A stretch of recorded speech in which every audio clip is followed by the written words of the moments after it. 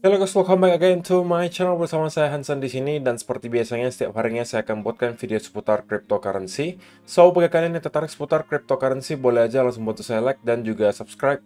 Jangan lupa juga untuk hidupkan lonceng notifikasinya supaya kalian nggak ketinggalan update terbaru seputar cryptocurrency. Oke, pada hari ini guys, kembali kita akan bahas seputaran Bitcoin, dan seperti biasa kita bakal mulai dari market cap terlebih dahulu. Per hari ini secara global market cap crypto berada di angka 1,18 triliun dolar atau naik sekitar 3,01%. Nah, Bitcoin sendiri di angka 28.200-an, Ethereum 1.816, BNB 327, XRP 0,43, Cardano 0,36, Dogecoin 0,076, Polygon Matic 1,14, dan Solana berada di urutan ke-10 dengan harga 22,15 dolar. So, per hari ini kita melihat market rata-rata dalam keadaan hijau, kenaikannya ranging antara 2,sekian% hingga kurang lebih 4%, dan menjadikan Ethereum hari ini sebagai top performernya dengan kenaikan 4,4% menuju 1.817 dolar. So, itu adalah outlook sementara dari beberapa top coin yang ada. Sekarang kita masuk dulu ke beberapa berita dan data terbaru hari ini. Nah, yang pertama guys, Yellen says Treasury is ready to take additional actions if warranted to stabilize banks. Jadi, untuk headlines berita CNBC beberapa hari belakangan, itu cenderung positif menurut saya guys. Artinya, kita masih melihat adanya kekhawatiran dari segi banking crisis, oke, dan juga ada berita satunya yang menyebutkan bahwa kita sepertinya bisa melihat unemployment rate di Amerika Serikat itu terus-menerus meningkat. Kedua hal ini bisa menjadi perpaduan yang sangat jitu untuk membuat The Fed segera merasa perlu mungkin untuk melakukan pivot atau bahkan cut rates. Nah, kita bahas dari yang pertama dulu. Di sini, Yellen menyatakan bahwa mereka akan siap gitu untuk memberikan tindakan lebih lanjut atau bantuan lebih lanjut apabila memang diperlukan. Nah, kalau misalnya kita membaca ada statement seperti ini gitu ya, ada beberapa statement yang mungkin kita bisa baca di sini. We have used important tools to act quickly to prevent contagion, and they are tools we could use again. Kemudian juga dia menyampaikan the strong actions we have taken ensure that Americans' deposit are safe. Certainly, we will be prepared to take additional actions if warranted. Yellen's testimony come amid growing market concerns over small and mid-sized regional banks that have experienced a rush of withdrawals in the wake of the SVB collapse. Artinya apa guys? Intinya ya, bahwa kita masih melihat masyarakat di Amerika Serikat itu masih merasa khawatir gitu untuk menyimpan uangnya di bank, terutama bank-bank yang termasuk kecil sampai ukurannya medium. Karena takutnya kasus seperti SVB itu menimpa juga bank mereka. Sehingga walaupun sudah ada tindakan-tindakan yang dilakukan oleh para regulator dan juga pemerintah Amerika Serikat, sepertinya gitu ya, sampai sekarang belum mampu untuk meredam kekhawatiran tersebut. Sehingga diulang dan diulang terus, tidak hanya dari Janet Yellen, tapi juga kakek Powell menyampaikan bahwa tidak usah khawatir, kami akan menggunakan segala alat yang kami punya untuk memastikan uang para nasabah itu aman. Oke? Dan kalimat tersebut terus diulang-ulang guys. Sekali lagi, tujuan utamanya itu bukan soal biar banknya terselamatkan, tapi biar confidence di kalangan masyarakat Amerika Serikat itu kembali naik terhadap bank. Karena untuk sekarang, masih banyak kemungkinan orang-orang yang akan mengeluarkan, ini paling tidak ya guys, mengeluarkan uangnya dari bank-bank kecil, kemudian disimpan ke bank yang menurut mereka mungkin lebih aman. Gitu ya. Artinya, bank-bank yang kecil di Amerika Serikat itu kemungkinan masih akan suffer gitu, atau masih akan menderita dalam beberapa waktu mendatang, karena kemungkinan akan jarang sekali orang-orang yang berani melakukan deposit di sana. Kebanyakan pasti akan deposit ke bank yang mungkin top 10 atau top 3 gitu. Jadi ini tentunya masih memicu concern bahwa akan terjadi bank run lagi di bank-bank kecil dan medium. Nah, kalau sampai hal itu terjadi lagi, maka pemerintahan di sana juga akan pusing lagi. Kenapa? Karena berarti kan bank tersebut harus dibantu lagi. Ya kan? Dana nasabahnya harus diprotek lagi dan seterusnya. Makanya terus-terus digaungkan bahwa jangan khawatir, jangan khawatir, jangan khawatir, dana kalian aman. Tapi dengan ada tindakan tersebut kita tahu bahwa sebenarnya mereka ketakutan gitu. Takutnya apa? Takutnya ini tidak bisa mereka kontrol dan masyarakat terlanjur tidak percaya dengan bank, semuanya menarik keluar uangnya dari bank. Dan itu adalah hal terakhir yang mereka mau lihat. Sehingga selalu disampaikan, please, gitu ya. Sebenarnya mau mereka sampaikan itu, tolong tenang gitu, jangan panik. Tapi mereka cuma sampaikan, dana kalian aman, gitu, diasuransikan. Jadi, siapapun yang nabung di bank, bank kecil, medium, ataupun yang besar, itu dana kalian kami pastikan aman. Nah, yang berikutnya, melanjutkan yang tadi sempat saya mention, guys. Untuk salah satu juga penyebab kita bisa melihat kemungkinan The Fed akan segera atau mempercepat yang namanya pivot atau cut rates adalah yang satu ini. These tech giants are still making money, but layoffs are coming hard and fast.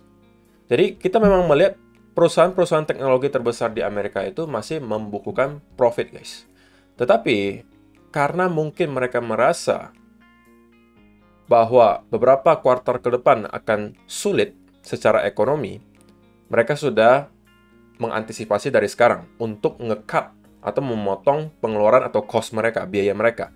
Salah satunya adalah dengan cara mem-PHK karyawan-karyawan yang dirasa tidak diperlukan atau ekses atau berlebihan gitu. Dan ini dilakukan oleh perusahaan-perusahaan terbesar di Amerika. Di antaranya Microsoft, gitu kan, mereka laying off di Januari 10.000 orang. Google, itu juga lay off kurang lebih 12.000 karyawan. Amazon, 18.000 karyawan di bulan Januari, dan masih akan tambah lagi kurang lebih 9.000 pekerja di beberapa minggu ke depan. SAP, juga sama, 3.000 pekerja dilepas. C Group, 7.000 pekerja dilepas. Dell, 5% dari total workers-nya itu dilepas, atau kurang lebih sekitar 6.650 orang. Apple, juga sama, mereka juga sedang melakukan layoff. Oke, ketika kita melihat semakin tinggi tingkat pengangguran di Amerika Serikat, maka itu akan menjadi salah satu penyebab yang membuat The Fed mungkin akan mikir 2 kali sebelum mereka kembali melanjutkan kenaikan suku bunga.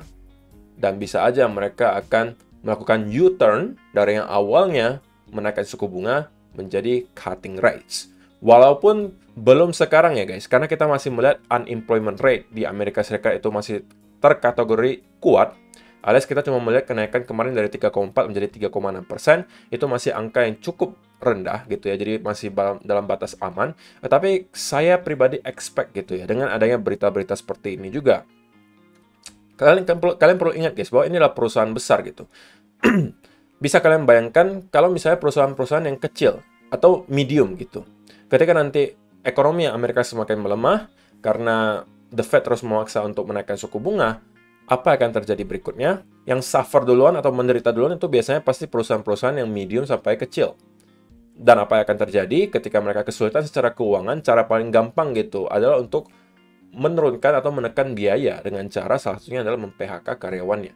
Sehingga makanya saya expect, saya sudah sampaikannya juga berkali-kali, saya expect untuk tahun 2023 harusnya, apalagi di kuartal mungkin kuartal 3 atau kuartal 4, kita akan melihat kemungkinan unemployment rate di Amerika Serikat akan terus-menerus meningkat apabila The Fed terus memaksa untuk menaikkan suku bunga.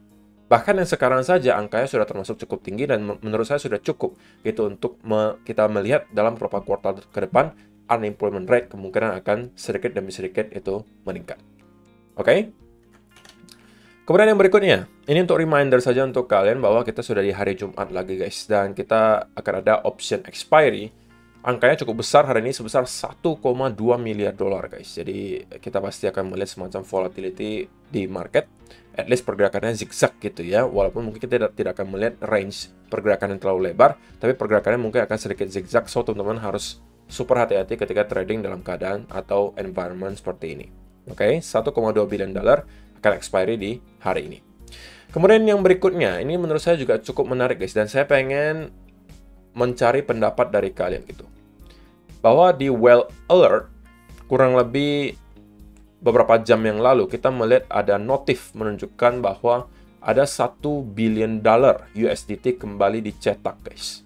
Oke, 1 billion USDT kembali dicetak. Dan ini bisa jadi adalah seseorang atau entity yang mencetak USDT ini. Ya, kalau misalnya kalian cetak USDT baru, tujuannya apa guys? Ya biasanya untuk membeli gitu. Tapi mungkin ada dari teman-teman yang memang sering memantau hal ini, gitu ya, mungkin bisa kasih komentar, apakah ada dampak positif yang bisa kita lihat atau expect ketika ada hal-hal seperti ini terjadi, di mana ada 1 miliar USDT itu diminted atau diciptakan kurang lebih beberapa jam yang lalu.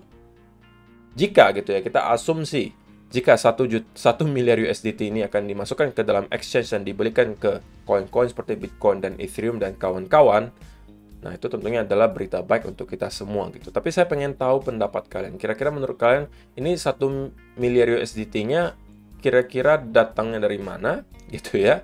Kemudian tujuannya untuk apa? Ataukah menurut kalian ada sesuatu yang berbeda? Artinya ada sesuatu yang tidak kita ketahui, yang mungkin teman-teman ada yang tahu kenapa ini bisa tiba-tiba ada $1 billion yang muncul.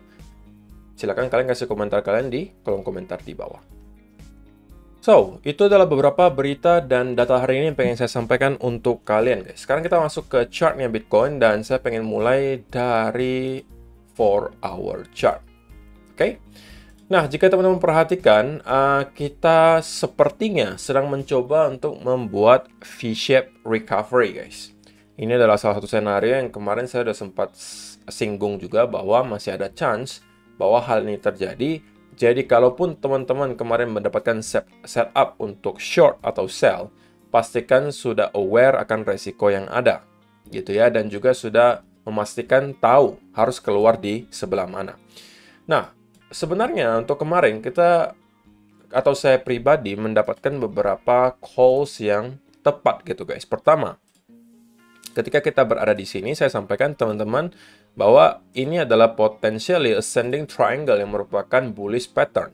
Dan saya expect minimal Bitcoin akan kembali push sekali lagi ke atas, kemungkinan menuju ke area Fibo 0,5 atau 0,618. Dan jika teman-teman perhatikan, kita persis menyentuh ke 0,5 Fibonacci retracement, kemudian kita mendapatkan drop dari sana. Nah, jika teman-teman sempat short di sini, antara dua, teman-teman break even atau loss, karena pada akhirnya kita kemudian push lagi ke atas, oke, dan sekarang kita kembali berada di area 28.200-an. Dan untuk sekarang kita sepertinya guys sedang mencoba lagi untuk membuat pattern baru, sepertinya kategorinya adalah semacam symmetrical triangle, oke. Dan jika teman-teman belum sempat masuk gitu ya, kalau kemarin belum sempat masuk di sini gitu ya, belum sempat masuk juga di sini, belum sempat masuk juga di sini, ini sebenarnya sudah ada beberapa peluang untuk scalping guys. Oke, pertama di sini, oke, untuk buy.